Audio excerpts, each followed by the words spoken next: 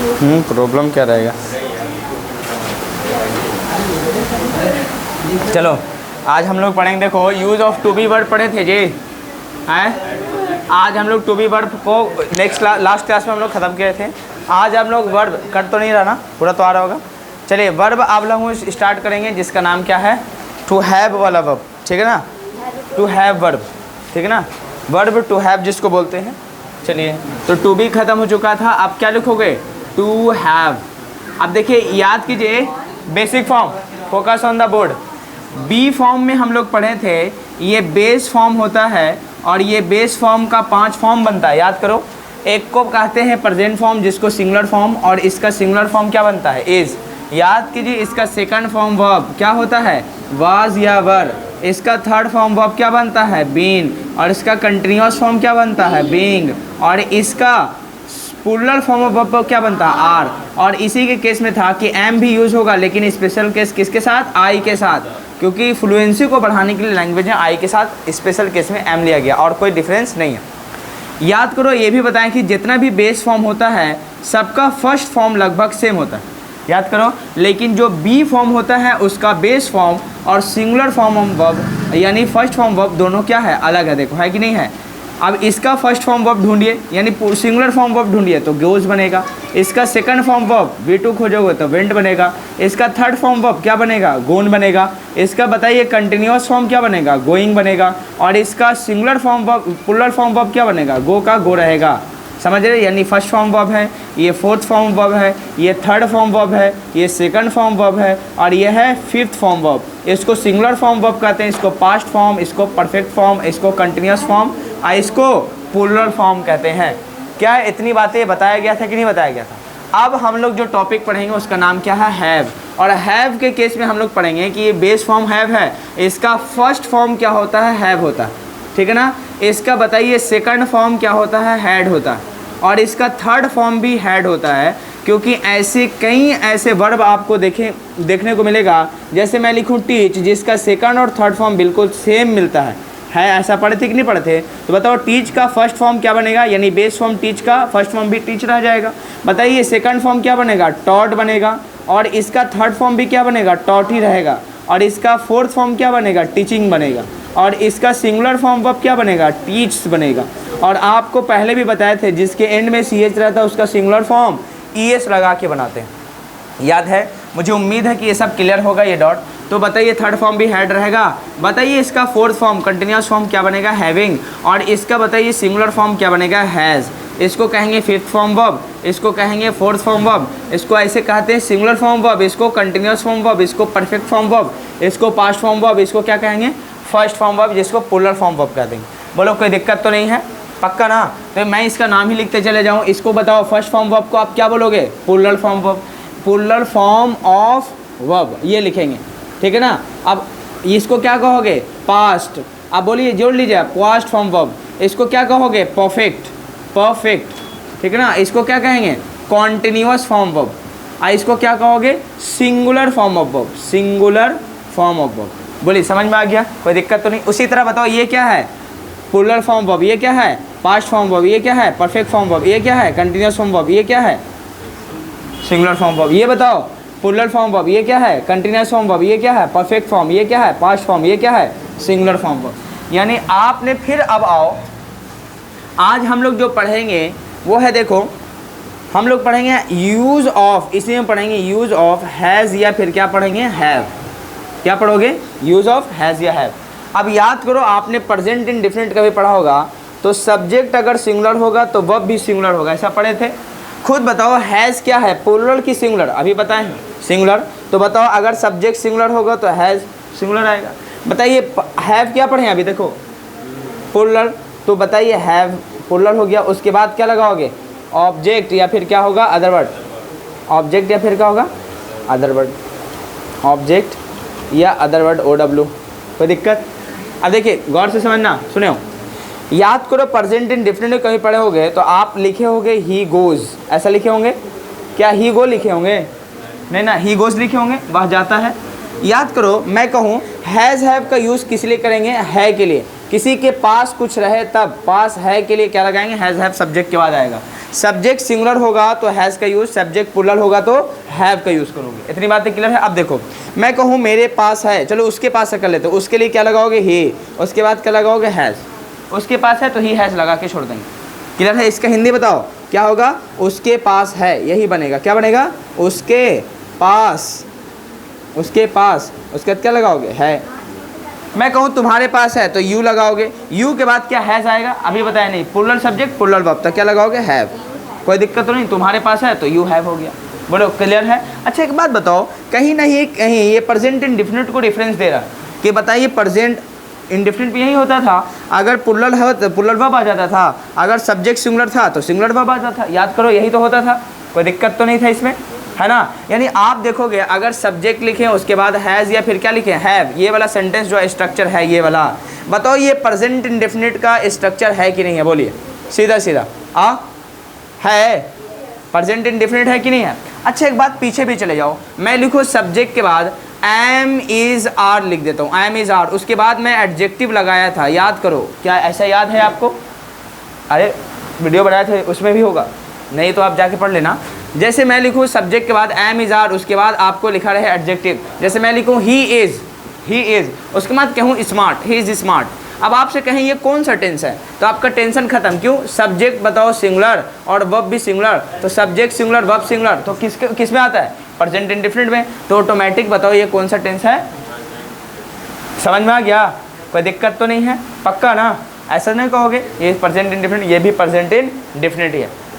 वह स्मार्ट है, यही ना होगा, वह तेज़ है, तो आप बताओ वह तेज़ है, क्या इसमें ता है ती आया, नहीं आया, लेकिन प्रेजेंट इंडेफिनिट है, बोलोगे यस है। क्यों, हम लोग स्ट्रक्चर यानी फार्मूला शो कर रहा है कि सब्जेक्ट सिंगुलर तो वर्ब भी सिंगुलर है। बोलो समझ में आ रहा है कि ऑटोमेटिक ये बताओ क्या हो जाएगा, प्रेजेंट इंडेफिनिट टेंस है।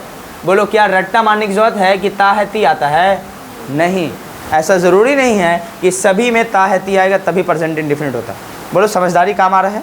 मुझे ये नहीं पढ़ाना, आज हम लोग ट्रांसलेशन के बेस पे आगे बढ़ेंगे, समझ पा रहे, उतना ग्रामर की डीपली में नहीं जाएंगे। फिर भी मैं बता दिया हूँ कि आपसे कोई पूछे कि बताओ ये कौन सा स्ट्रक्चर किस बेस पे है, तो आप अच्छे से प्रूफ कर दोगे कि है क्या, एलिबरेट तो कर दोगे, कोई दिक्कत तो नहीं होगा। कि ही इज़ स्मार्ट बताओ कौन सा टेंस है, तो कहा देना प्रेजेंट इंडेफिनिट की ही कैटेगरी है, कोई अलग चीज़ नहीं है। लेकिन हम लोग स्पीकिंग के लिहाज से पढ़ते हैं तो इसको कह देते सिंपल मतलब सेंटेंस है बस। क्यों, सिंपल आगे सेंटेंस की कैटेगरी पढ़ेंगे, ठीक है ना, कॉम्प्लेक्स सेंटेंस पढ़ेंगे, है ना, बहुत सारे सेंटेंस को पढ़ेंगे तो उसमें बताएंगे। क्लियर है, सिंपल सेंटेंस क्या होता है, कॉम्प्लेक्स क्या होता है, ठीक है ना। अब ये बातें प्रेजेंट इंडेफिनिट का हो गया। अब मैं कहूँ तुम्हारे पास है तो यू हैव होगा। अब इसी में सेंटेंस बढ़ा दे रहे हैं, बढ़ाने से पहले थोड़ी सी और छोटी छोटी बातें लिख लेते हैं। कैसे, मैं कहूँ तुम मेरे पिता के पास है तो मेरे पिता के लिए क्या लगाओगे, माई फादर, उसके बाद क्या कहेंगे, हैज़ की हैव, हैज़ लगाना पड़ेगा क्योंकि सिंगुलर है तो इसको भी सिंगुलर देना पड़ेगा।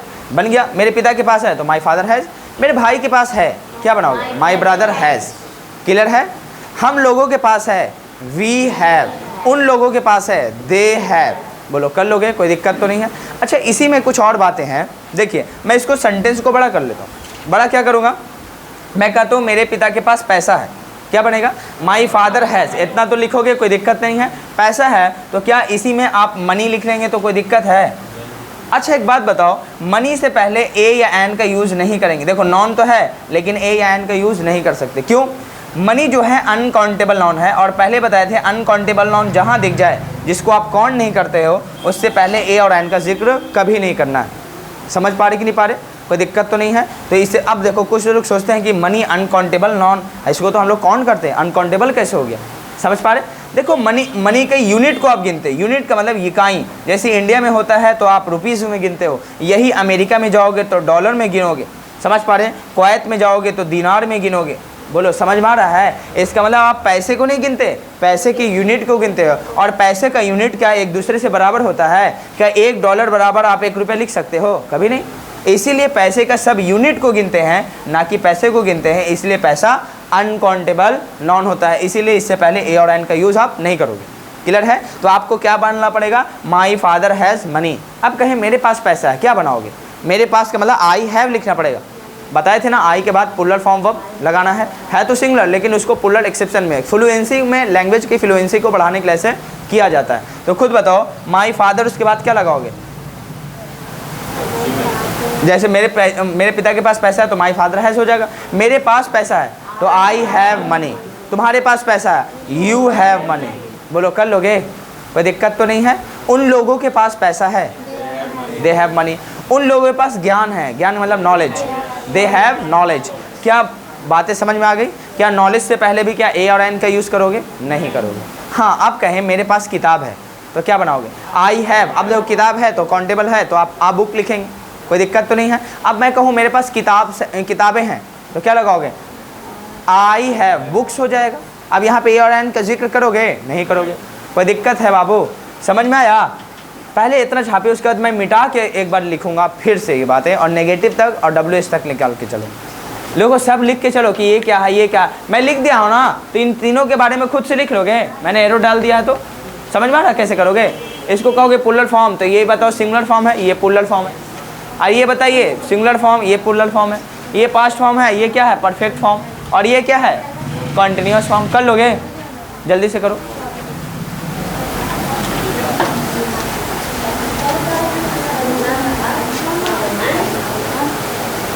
चलिए, focus on the board and keep writing, keep fast night,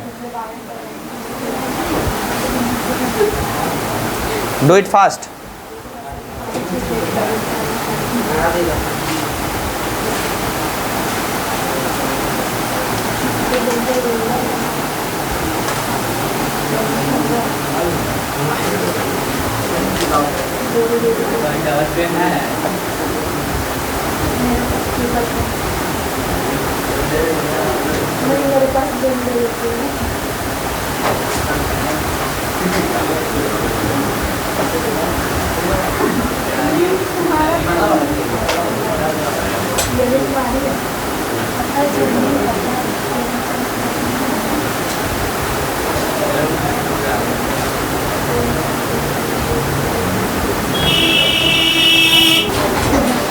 जैसे नहीं समझ में आया तो इसको क्या कहोगे? ऐसे डैश लगा, बी फॉर्म लिखे, इज लिखे, वाज वर लिखे, बीन लिखे, बीइंग लिखे, आर लिखे।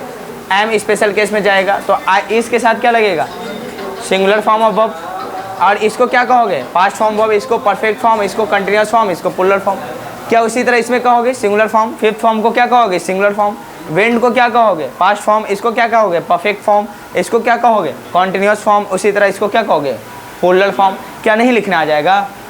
ये पांचों 1 2 3 चारों वर्ब का रूपरेखा यानी फॉर्म को लिख लीजिए। समझे? जब तक आप सीख ना जाए तब आप तक मैं आपके साथ हूँ। अनलिमिटेड टाइम, सीमाएं तो नहीं हो सकती किसी भी चीज़ की। मैं हद तक कोशिश करूँगा सिखाने की।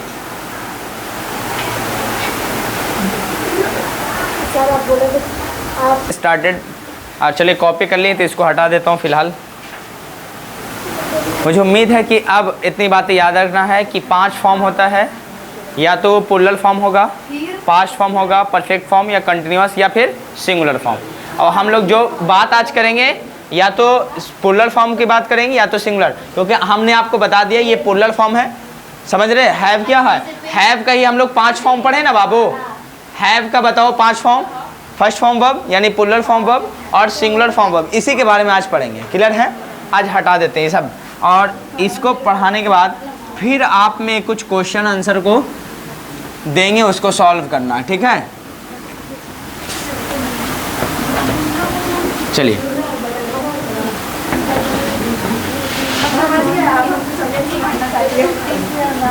चलो लेट नाउ सी। यानी हम लोग देखो स्ट्रक्चर की बात करें तो सब्जेक्ट के बाद हैज़ या हैव होगा, उसके बाद देखा कि ऑब्जेक्ट या फिर क्या होगा? अदर वर्ड होगा। क्या ऐसा पढ़े कि नहीं पढ़े? कोई दिक्कत है? चलिए मैं कहूँ मेरे पास है, ऐसा बोलते हैं ना, क्या आपके पास है? तो आपने जवाब दिया मेरे पास है, तो इसका अंग्रेज़ी आप क्या बनाओगे? आई के बाद डायरेक्ट क्या लगा दोगे? है। अब इसी में देखा कि मेरे पास, ये डायरेक्ट आप ट्रांसलेशन की बात करेंगे, हम लोग प्रैक्टिकली बात कर रहे हैं। मेरे पास पैसा है, तो याद करो क्या बनाए थे? मेरे पास पैसा है, आई हैव, उसके बाद क्या लिखे थे? मनी। याद है आपको? मैं कहूँ मेरे पास टाइम है, चलो तुम्हारे पास टाइम है, मैं कहूँ तुम लोगों के पास टाइम है, ऐसा बोलते कि नहीं पढ़ते? तो आप क्या बनाओगे? तुम्हारे पास टाइम है, समय है, क्या बनाओगे? ओ लाइट कट है तो कोई बात नहीं, एक मिनट, नो प्रॉब्लम। क्या हो गया? चलिए अभी तो ठीक है, चलो। Oh no comment now. Fee देखो, तुम्हारे पास समय है, समय का मतलब वक्त जिसको कहते हैं, क्या बनेगा बताओ? यू हैव, उसके बाद क्या कहोगे? टाइम। क्या टाइम से पहले आ टाइम लिखना जरूरी है? बोलोगे नहीं, अनकाउंटेबल टाइम है। टाइम के यूनिट को गिनते हो, आवर में या मिनट में या सेकंड में, या हो सकता है अभी बहुत है तो मंथ, वीक, ऐसा करके चलोगे कैलेंडर के साथ। चलिए अब इसमें थोड़ा सा सेंटेंस बढ़ा दे, कोई दिक्कत तो नहीं होगा? चलिए ऐसा कर लेते हैं कि भारत की सरकार, भारत सरकार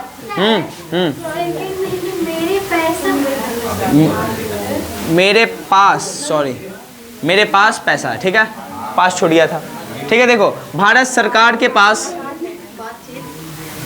बहुत सारे पैसे हैं, बहुत सारे पैसे हैं, क्या बनाओगे बताओ?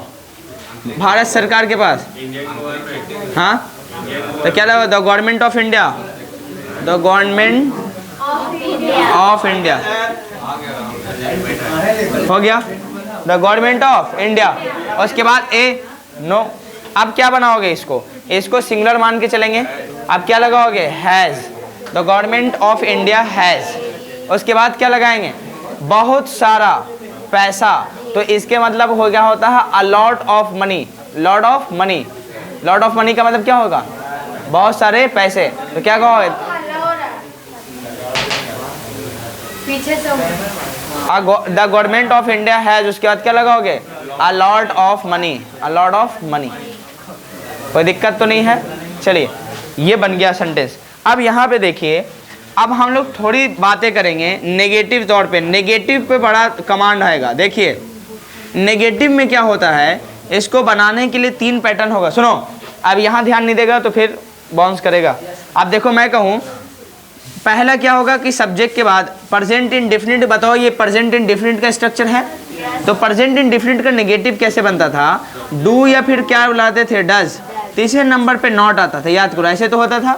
उसके बाद यहाँ पे वर्ब, मेन वर्ब लगाते थे जिसको बेस फॉर्म, और base form 99% base form first form verb होता था, इसीलिए यहाँ पे वर्ब ना लिखकर V1 लगाते थे, याद करो, लिखते थे ऐसे हैं। सब्जेक्ट के बाद do does not plus V1, और उसके बाद ऑब्जेक्ट या फिर क्या लगाते थे? अदर वर्ड लगाते थे, याद करो, है ना। तो उसी तरह देखो, अब इसको बनाओ। मैं कहूँ मेरे पास नहीं है, मेरे पास नहीं है, क्या बनेगा? क्या बनेगा? पहला पैटर्न के अकॉर्डिंग आई, उसके बाद क्या लगाओगे? Do not have. कोई दिक्कत तो नहीं है? अब देखो कुछ लोग, हाँ यहाँ पे वर्ड का मतलब यहाँ पे खुद बताओ, हैव ही आएगा कि नहीं आएगा? बोलिए। अरे मैं बोलूँ मेरे पास है, मैं कहूँ मेरे पास है तो आई हैव लिखेंगे, कोई दिक्कत तो नहीं है। और इसी का नेगेटिव मैं लिख दूंगा आई डू नॉट हैव। अच्छा कट रहा है, कोई दिक्कत नहीं, इसको हटा दो पूरा। चलिए यहाँ पे पहले पैटर्न 1 नंबर में समझा देता हूँ। सुनिए, मैं कह रहा हूँ do does not plus have, और कह रहा हूँ वर्ब की जगह आपको हैव ही लेना। कुछ लोग कहेंगे कि हैव कैसे? मैं कहूँ मेरे पास पैसे है, तो याद करो आप क्या बनाए थे? अभी देखिए, मेरे पास पैसे है तो क्या बनाए थे? I have. उसके बाद क्या लिखे थे? मनी।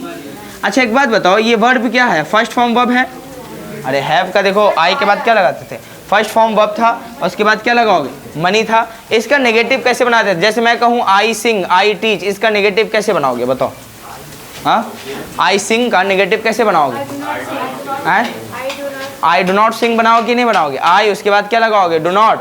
और यही सिंग यानी फर्स्ट फॉर्म वर्ब रहेगा, है ना, ये फर्स्ट फॉर्म वर्ब है, तो क्या लगाओगे? सिंग। कोई दिक्कत? आई डू नॉट सिंग होगा। उसी तरह कहूँ मेरे पास पैसे नहीं है तो आई हैव लगाओगे। अच्छा आई डू नॉट हैव लगाओगे, क्या बनाओगे? आई, उसके बाद क्या लगाओगे? Do not. उसके डू या डस क्यों होता है? देखिए हल्ला मत करो। कोई भी नेगेटिव सेंटेंस बनाने के लिए, कोई भी नेगेटिव सेंटेंस बनाने के लिए वर्ब का सिलेक्शन, मतलब हेल्पिंग वर्ब का होना ज़रूरी है। समझ पा रहे? बोलो।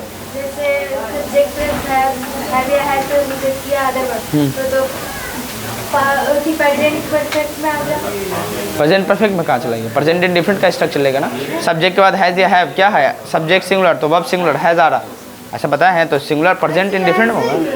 तो ऐसे ही अकॉर्डिंग ना बता रहे हैं कि इसका देखो नेगेटिव कैसे बन रहा है। परफेक्ट में आता ना, जो हैज़ हैव परफेक्ट में आता है, तो यहाँ पे हैज़ हैव परफेक्ट का सेंस हेल्पिंग वर्ब नहीं ले रहा है, मेन वर्ब की तरह काम कर रहा है, समझे। और ये सिंगुलर वर्ब है, यानी subject singular verb singular, subject puller verb puller, यानी प्रेजेंट इंडिफरेंट को दिखा रहा है, प्रेजेंट परफेक्ट को नहीं दिखा रहा है। और प्रेजेंट परफेक्ट में जब हैज़ हैव यूज होता है तो वहाँ पे ये हेल्पिंग वर्ब की तरह काम करता है।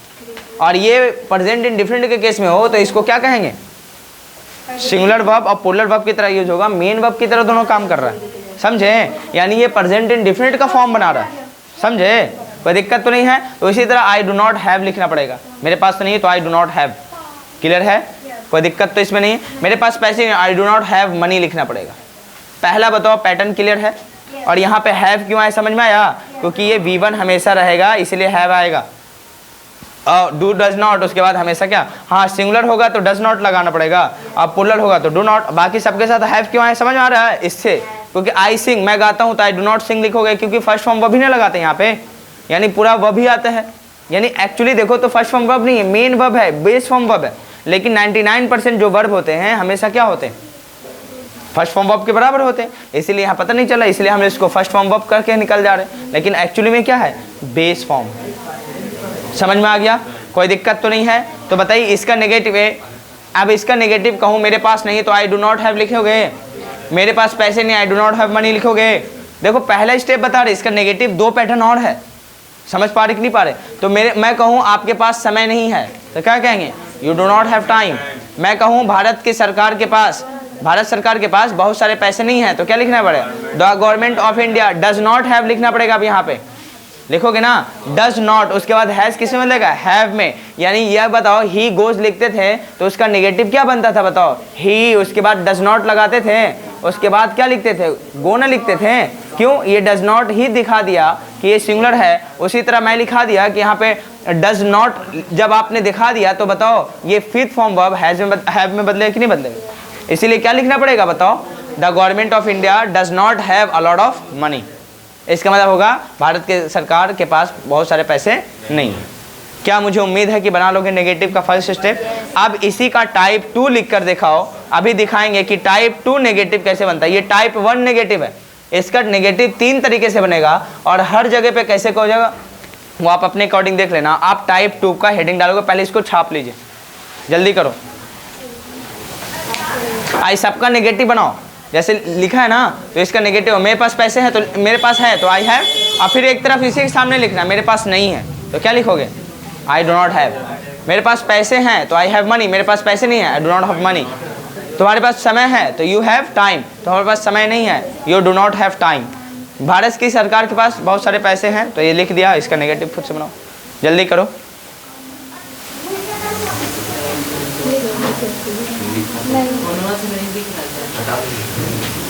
तो इधर उधर हो जाओ शिफ्ट, और क्या करो? नहीं होगा, यहाँ के बैठ जाओ, उधर बैठ जाओ, शिफ्ट हो जाए, इतना जगह है, कर लो। हो गया जी, जल्दी करो। 5 बजे बोलिए। हाँ, आई डू नॉट हैव मनी हो जाएगा। कैसे हुआ समझ में आया?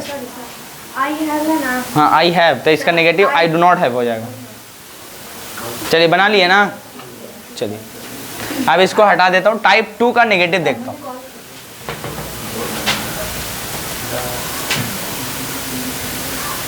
सबको हटा दो। देखिए प्रेजेंट इंडेफिनिट को किसी तरह शो कर रहा था पैटर्न, तो हम लोगों ने नेगेटिव कैसे बनाया मालूम है? सब्जेक्ट डू या does not plus first form verb, यानी आपने देखा मैं हैव को ही लगाया। क्यों हैव लगाया समझ में आया? हाँ, क्योंकि फर्स्ट फॉर्म वर्ब इसीलिए। अब टाइप नंबर हम लोग इसी का 2 देखते हैं। सबसे पहले टाइप 2 देखने के लिए आपको ये देखना पड़ेगा, ये देखो नो और नॉट का थोड़ा सा डिफरेंस जानना पड़ेगा। देखो नो हमेशा अनकाउंटेबल नॉन के साथ ही लगाओगे और काउंटेबल नॉन जब भी आएगा तो उसके साथ नॉट लगाओगे। पहली बात समझ में आ गया? बोलो ठीक है। अब कहो, मैं कहूँ मेरे पास पैसे हैं, मेरे पास पैसे हैं, मैं उसी एग्जाम्पल को रिपीट करता हूँ। मेरे पास पैसे हैं मेरे पास पैसे हैं, तो आप क्या बनाते थे बताओ? आई हैव, याद करो, उसके बाद क्या लगाओगे? I have money. कोई दिक्कत तो नहीं है? अब मैं कहूँ मेरे पास पैसे नहीं है, मेरे पास पैसे नहीं है, पैसे नहीं है, क्या बनाओगे बताओ? आई, उसी पैटर्न पर बनाओ, इस पे बना लो, I do not have money. कोई दिक्कत तो नहीं है? अब देखोगे इसको ऐसे भी कह सकते थे आप, आई हैव, उसके बाद सीधा सीधा नो मनी लिख देंगे तो भी सही हो जाएगा, लेकिन स्लाइटली डिफरेंस है। देखना, अगर आप लिखोगा I do not have money और आप लिख रहे हो आई हैव नो मनी, तो ये दिखाता है प्रेजेंट टाइम में, अभी वर्तमान समय में आपके पास पैसे नहीं। जैसे मालूम चला कोई आपसे पूछा कि आपके पास पैसे, तो आपने ये जवाब दिया आई हैव नो मनी, तो इसका मतलब वो समझेगा प्रेजेंट टाइम में नहीं। ऐसे पैसे है इसके पास, धन दौलत तो है, लेकिन प्रेजेंट टाइम में नहीं है। जिस हालत कंडीशन की बात अभी प्रेजेंट टाइम की कर रहे हैं उसमें नहीं। समझ पा रहे? मालूम चला आपके पॉकेट में पैसा ऐसा कहूँ तो आपने कहा नहीं है, आई हैव नो मनी, तो इसका मतलब क्या समझोगे? पॉकेट में उसके पास पैसे रहते हैं लेकिन फिलहाल प्रेजेंट टाइम में नहीं, ऐसा सेंस आएगा। अगर आप ये लिख दोगे आई डू नॉट हैव मनी, तो इसका मतलब होगा परमानेंट इसके पास पैसे होते ही नहीं। ये कंगाली वाली बात हो जाती। समझ पा रहे कि नहीं पा रहे? तो अब बताओ इसमें से कौन सा कहना बेहतर होगा, आई डू नॉट हैव मनी या आई हैव नो मनी? फिलहाल ये कहना हर जगह पे सही होगा, आई हैव नो मनी। समझ पा रहे? अगला ये समझेगा कि पैसे तो इसके पास होते हैं भाई, लेकिन फिलहाल पैसे इसके पास नहीं है। क्लियर है?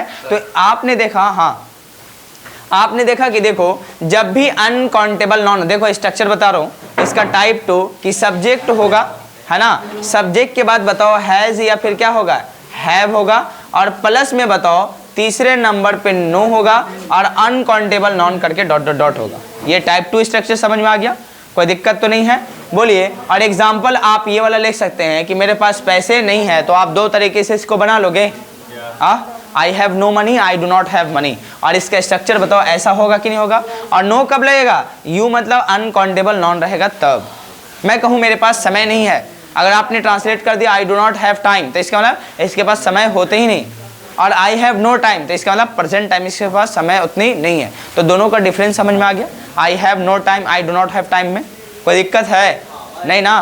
तो अब नो और नॉट का डिफरेंस समझ में आ गया कि नो हमेशा अनकाउंटेबल नॉन से पहले लगेगा, और यही बात है। और डू नॉट हैव मनी कर लेना है, चलो डायरेक्ट कहोगे नो मनी, और यहाँ पे आई डू नॉट हैव मनी होगा स्ट्रक्चर के बेस पे। ये बातें समझ में आ गई? थोड़ा सा और स्लाइटली डिफरेंस देखेंगे, नॉट कब आएगा तब। क्या टाइप 2 निकाल लोगे? जल्दी से, जल्दी से करो, ये टाइप 2 लिख लीजिए। अब एक और बातें हम लोग पढ़ लेते हैं।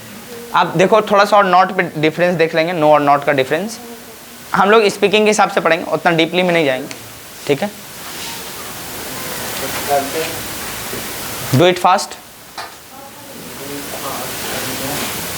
मैं वीडियो पे ले लेता हूँ। देखो देखो एक क्वेश्चन ये आ गया कि सर आई हैव रहेगा, आपने बनाई इससे पहले आई हैव मेरे पास है, तो मैं इसका नेगेटिव बनाने जाऊँगा तो क्या आई डू नॉट हैव, ये तो सही है, चलो आई डू नॉट हैव कर लिया तो ये सही हो गया। क्या नो पे ये बनेगा? नहीं बन सकता। क्यों नहीं बन सकता? अनकाउंटेबल चीज़ जब इसके बाद रहेगा तभी लगाना है नो का यूज़। समझ में आ गया? कोई दिक्कत? इसलिए अनकाउंटेबल चीज़ तो लिखा हुआ नहीं है, नो का यूज़ आपको नहीं करना। क्लियर? यही सही रहेगा। अनकाउंटेबल सर जब रहेगा तब ना, मैं बोल रहा हूँ बस इतना ही रहे, मेरे पास पैसा, मेरे पास है बस इतना, उसका नेगेटिव बनाओ, मेरे पास नहीं है, तो आपको यही लिखना पड़ेगा आई डू नॉट हैव। दूसरी बात यह है कि लिखा हुआ इससे पहले एक एग्जाम्पल था कि भारत सरकार के पास बहुत सारे पैसे हैं, तो क्या लिखा गया था? The government of India has a lot of money, ऐसा लिखे थे।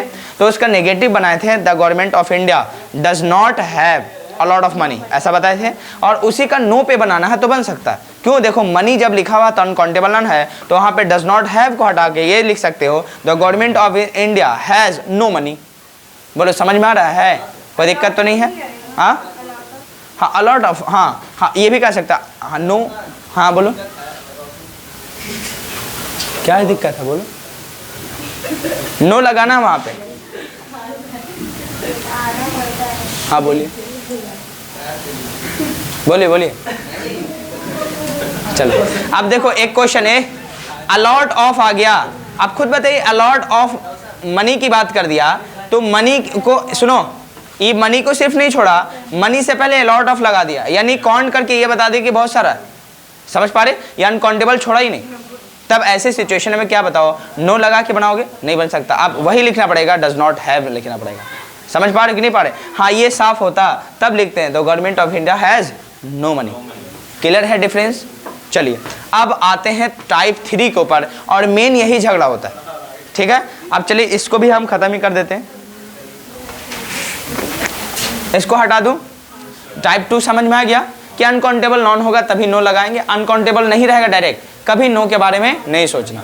क्लियर है? चलिए, और नो और नॉट में समझ में आ गया कि डज नॉट लग गया तो समझना परमानेंट वाला, और नो का मतलब क्या समझोगे, टेम्परेरी वाला। टाइप 1 क्लियर है, टाइप भी 2 क्लियर है। आप टाइप 3 की बातें कर लेता हूँ। ओ, नॉट को तो हटाने, टाइप 2 को छोड़ देता हूँ, हटा देता हूँ। अब यहाँ पे आइए, हाँ देखिए, कई जगह पे ऐसा लिखा होता है he has not a book. Grammarian इसको बिल्कुल गलत मानते हैं। स्पीकर जितने, अभी देखो बताएंगे, एक मिनट, ग्रामरियन इसको गलत क्यों मानते हैं, इसका वजह क्या है। लेकिन स्पीकिंग में कई बच्चे या हर जगह पे देखोगे ऐसा लिखा हुआ मिल जाता है, या कोई बोल के निकल जाता है, ग्रामर के अकॉर्डिंग वो गलत बोल रहा है। लेकिन आप स्पीकिंग के हिसाब से अगला पर्सन समझ जाता, बोलना क्या जाए तो एक्सेप्टेबल हमेशा कर लेते। क्लियर है? लेकिन ग्रामर के हिसाब से बिल्कुल गलत है। अच्छा एक बात बताओ, इसको सही करने के लिए क्या करना पड़ेगा? आपके पास दो ऑप्शन, देखो क्यों ऐसा कर, मैं लिखूं हैज़, ही हैज़, उसके पास है, तो क्या कभी देखा है इसका नेगेटिव बने? जैसे मैं लिखूं ही गोज, वह जाता है, ऐसे नहीं बनेगा। और क्या ऐसा लिख सकते हैं ही गोज नॉट देयर? क्या ऐसा कभी देखा है? गलत ना बन रहा है? कभी ऐसा देखा है प्रेजेंट इंडिफरेंट में है कि तीसरे नंबर पे नॉट है तो गोज मेन वर्ब के बाद नॉट लगा दिया?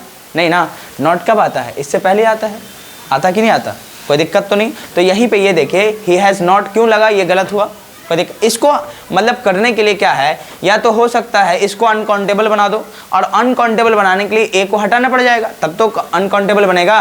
तो इसके लिए क्या है कि ही हैज़, उसके बाद नो लगा के बुक लगा सकते हो, ही हैज़ नो बुक, इसका मतलब वो उसके पास बुक नहीं है, किताब नहीं है। समझ पा रहे? कोई दिक्कत तो नहीं है?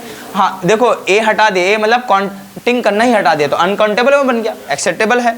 या इसको ऐसा लिख सकते हो ही, उसके बाद क्या लगाओगे, डज, उसके बाद क्या लगाओगे, नॉट, उसके बाद क्या लगाओगे, हैव लिखना पड़ेगा, उसके बाद क्या लगाओगे, हाँ ही डज नॉट हैव। यहाँ पे आप देखो नॉट आ गया तो काउंटेबल करके ए बुक लगा सकते हो, देखो है ना, इसके वजह से काउंटेबल है, कोई दिक्कत तो नहीं है। अनकाउंटेबल है तो नो हो गया। अब देखिए एक बात बताओ, जैसे मैं कहूँ उसके पास किताबें नहीं है, किताबें मतलब एक बुक नहीं है, कई बुक की बात कर रहा हूँ, तो ऐसा भी हो सकता है ही हैज़ नो बुक्स, उसके पास किताबें नहीं है, यानी प्लूरल भी रहेगा तो भी नो का यूज़ करोगे। समझ पा रहे कि नहीं पा रहे? और मैं इसको ऐसे भी लिख सकता हूँ ही, उसके बाद क्या लिख सकते हो, डज नॉट, उसके बाद क्या लगाओगे, हैव, उसके बाद बुक्स लिख सकते हैं। क्लियर है? तो ये भी एक्सेप्टेबल है, दूसरा भी एक्सेप्टेबल है। यानी नॉट का यूज़ कहाँ पे कर सकते हो, स्पीकिंग के हिसाब से सही है, अब बाकी ग्रामर के हिसाब से यही दोनों सही होगा, वो भी टेम्परेरी और परमानेंट वाला। क्लियर हुआ? क्या ऐसा कहते हुए मिलेगा तो समझ जाना कि गलत बोल रहा है, लेकिन एक्सेप्टिंग करके निकल जाना कि बोलना क्या चाह रहा, समझ जाओ। क्लियर हुआ? कोई दिक्कत तो नहीं है? तो बोलो, समझ में आ गया कि नो बुक भी हो सकता है। बोलो, मैं कहूँ मेरे पास कमरे नहीं है तो क्या लिख सकते हैं, आई हैव नो रूम, मेरे पास जगह नहीं है तो क्या लिखेंगे, आई हैव, उसके बाद क्या लिखेंगे, नो रूम। यहाँ पे नो रूम मत समझ जाना, यहाँ पे नो रूम का मतलब कोई रूम। कई बच्चे हो सकता है कई इंग्लिश सीख के जाए, आई हैव नो रूम, तो अच्छा नो रूम तो दीजिए एक रूम, तो फिर गलत ना हो जाएगा। ये नो मतलब नहीं वाला केस है कि मेरे पास कोई कमरे नहीं। अब बताओ, ये टेम्परेरी को दिखा रहा है कि परमानेंट सिस्टम, टेम्परेरी यानी वर्तमान समय में नहीं। क्या ऐसा मैं लिख दूं कि आई डू नॉट हैव, उसके बाद रूम या रूम्स लिख दूं, तब क्या हो जाएगा, यानी परमानेंट होते ही नहीं मेरे पास रूम। भाई समझ पा रहे कि नहीं पा रहे? कोई दिक्कत तो नहीं है? ये तीनों पॉइंट को लिख लोगे कि स्पीकिंग के हिसाब से इसको मतलब मान्य किया जाता है, लेकिन ग्रामर में ये दोनों सही है, वो दोनों सही नहीं हो सकता। जल्दी से कॉपी करके आगे बढ़ जाइए, खत्म।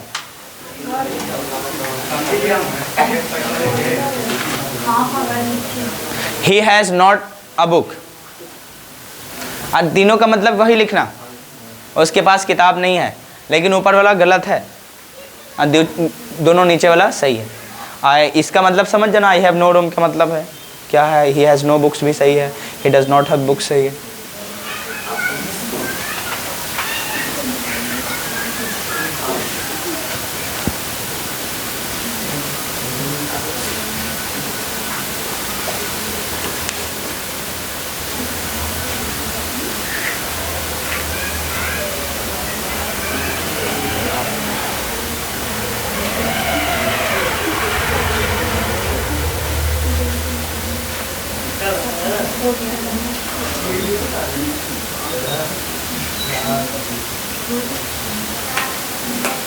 डन है।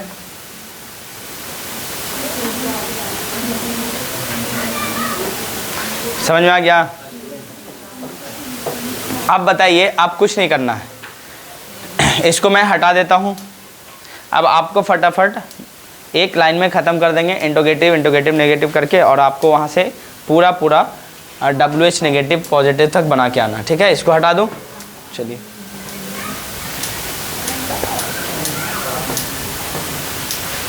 फिर से एक बार वो डिटेल फिर से जब हेड आएगा ना, तो नो और नॉट का डिफरेंस फिर से पढ़ना। पहले इतनी हिंट्स लेके चलना है हर जगह पे कि जब अनकाउंटेबल होगा तो नो लगाना है ना, और दोनों से बनेगा। नॉट भी लगा सकते हो, लेकिन डू नॉट और डज नॉट आएगा तब, नहीं तो डायरेक्ट नो लगा के आप उससे काम चला सकते हैं। ध्यान दीजिए, आप यहाँ पे मैं कहूँ मेरे पास, सुनिए, मेरे पास है, तो क्या बनाओगे बताओ? I have. मेरे पास नहीं है, क्या बनेगा? आई डू नॉट हैव। क्या ये नेगेटिव बन गया? क्या मेरे पास है? Do I have. क्या मेरे पास नहीं है? डू आई नॉट हैव हो जाएगा। बोलो, क्लियर है? कोई दिक्कत है? अच्छा, उस मेरे पास क्यों है, कैसे है भाई? मैं कहूँ मेरे पास कैसे है, हाउ डू आई हैव, है ना। मेरे पास कैसे नहीं है या क्यों नहीं है, तो हाउ डू आई, उसके बाद क्या लगाओगे? Not have. कोई दिक्कत? ये बन गया WH नेगेटिव तक, देखो 6 बन गया। बोलो, कोई दिक्कत तो इसमें नहीं होगा, है ना। ये तो बेसिक में पढ़े होंगे, टेंशन से। उसी तरह मैं कहूँ, चलो एक सेंटेंस और ले लेता हूँ। उन लोगों के पास पैसे हैं, क्या बनेगा बताओ? क्या बनेगा? उन लोग का मतलब क्या लिखोगे? They have. ये तो लिखोगे दे हैव, उसके बाद क्या होगा? मनी। उन लोगों के पास पैसे नहीं हैं, they do not have money, या they have no money. Temporary बात होगी तो मैं डू नॉट हैव, उसके बाद क्या लेके चल रहा हूँ? मनी। कोई दिक्कत? क्या उन लोगों के पास पैसे हैं? Do they have money. क्या उन लोगों के पास पैसे नहीं है? Do they not have money. Do they not have money, है ना, नॉट हैव मनी। लास्ट में क्वेश्चन मार्क। क्या उन लोगों के पास पैसे क्यों हैं या कैसे हैं, तो क्या लगाओगे? हाउ डू दे हैव, उसके बाद क्या लगाओगे? मनी। फास्ट तो नहीं लग रहा है? उन लोगों के पास पैसे क्यों नहीं है? हाउ डू दे, है ना। तीसरे नंबर पे नॉट, देखो ये तीसरे नंबर ही है। अगर WH नेगेटिव की बात करें तो देखोगे, है ना, इंटरोगेटिव नेगेटिव का फार्मूला जाके जुड़ता है ना। उसके बाद क्या लगाओगे? हैव, उसके बाद क्या लिखोगे? मनी। लास्ट में क्या लगाओ? Question mark. बन गया? बोलो हाँ। नेगेटिव में दे हैव नो मनी। हाँ, ये हो सकता है, they have no money temporary को दिखाने के लिए, लेकिन इंटरोगेटिव, हाँ चलिए मैं इसमें डॉट ले लेता हूँ। जैसे मैं लिख दूँ दे हैव, उसके बाद आपने लिख दिया नो मनी, ऐसा हो सकता है? समझ में नहीं आया? आ गया ना? पक्का? चलिए देखो, जब अब ऐसे केस में देखो क्या कहते हैं, हैव दे मनी भी कहीं कहीं पे लिखा होता है, हैव दे मनी। अब क्या करेंगे, इसको निकाल लेंगे,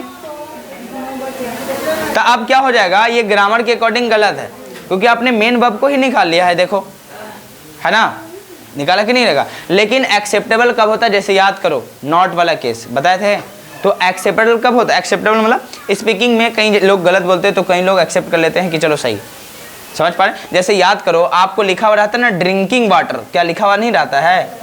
ड्रिंकिंग वाटर ऐसा लिखा हुआ रहता है बोतल वोटल पे, या कहीं पे जाना लिखा रहता है कि नहीं लगता? ऐसा नहीं होगा, ये लिखना चाहिए ड्रिंकेबल वाटर, यानी पीने योग्य वाटर।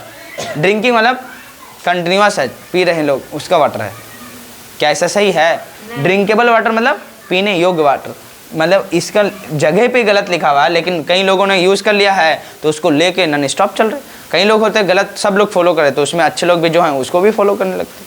तो यहाँ पे होना क्या चाहिए था? Drinkable water. ड्रिंकेबल मतलब क्या समझोगे?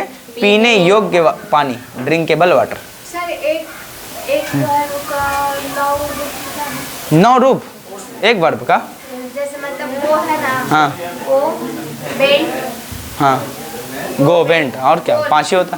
गोल गोइंग गोज, और क्या होता है? और क्या होता बता दीजिए। ऐसा हो ही नहीं सकता। चलिए, ये बातें समझ में आया? तो ये बातें नहीं इंटरोगेटिव में, जैसे मैंने क्या उनके पास नहीं, हैव दे नो मनी ऐसा लिख लेंगे। क्या उसके पास पैसे नहीं है तो हैव दे नो मनी ऐसा बन जाएगा, लेकिन है क्या? गलत। लेकिन स्पीकिंग में एक्सेप्टेबल मान के मान लेना कि क्या बोल रहा हूँ, समझ में आ जाता, क्लियर है। लेकिन ग्रामर में बिल्कुल ही ऐसा नहीं होता। क्लियर? और कोई डाउट है? इसमें WH भी बना सकते हो, उसके पास क्यों है, why they have, why have they money, why have they know money. लेकिन ग्रामर के अकॉर्डिंग सब गलत, और दो ही एक्सेप्टेबल है, वो वाला ये वाला। क्लियर है? तो कल का क्लास किस पे होगा, इसी का पास्ट फॉर्म हैड के ऊपर। जैसे आम एम इज आर का पास्ट वर्ब कैसे पढ़े थे, उसी तरह हैव का और हैज का पास्ट फॉर्म हैड पढ़ेंगे। ठीक है? उसके बाद फ्यूचर लेंगे, विल हैव और शैल हैव। और एंड तक आते आते इतना बार इसको फिर से रिवीजन पढ़ाएंगे, फिर एंड तक आते आते कोई भी डॉट नहीं रहेगा। ठीक है? सी यू, बाय बाय। ये लड़के लोग